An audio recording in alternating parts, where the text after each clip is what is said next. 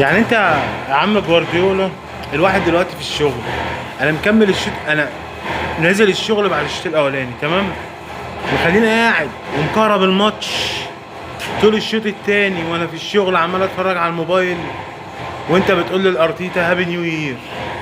يا اخي ارحم ميتين من برناردو سيلفا اللي انت سايب 84 دقيقة في الملعب، على الطلاق 84 دقيقة مع عمل باص يا راجل.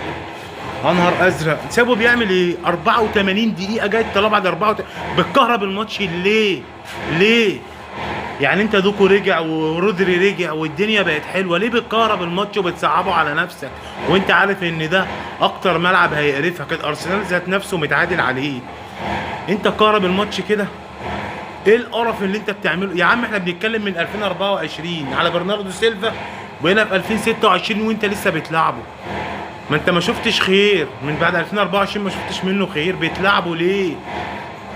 انت بتلعبه ليه؟ انا نفسي حد بيفهم كرة يطلع يرد عليا يقول لي برناردو سيلفا ده مميزاته ايه وايه دوره في مانشستر سيتي. نفسي افهم ايه دوره. ملوش دور، انا شايف ان هو ملوش دور. ايه اللي انت بتعمله ده؟ انا معرفش.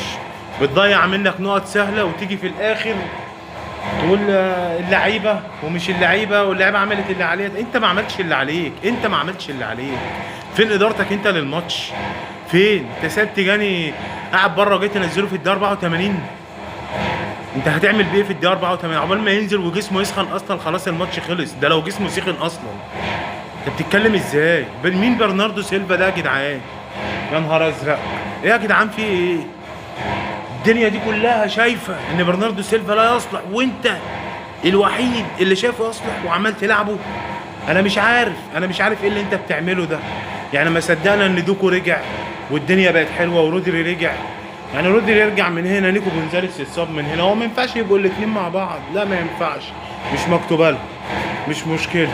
اهو ده رجع وده اتصاب، تيجي انت برضه قعد لي برناردو سيلفا في الملعب 84 دقيقه بيعمل ايه؟ السؤال ده محير ميتين امي طول ما انا بتفرج على ماتشات السيتي. انت مقعده في الملعب 84 دقيقه بيعمل ايه؟ الماتش انتهى 0-0، خسرت انت نقطتين في سباق الدوري. ها، بدل ما كان هيبقى الفرق نقطتين بقى الفرق رجع 4 تاني.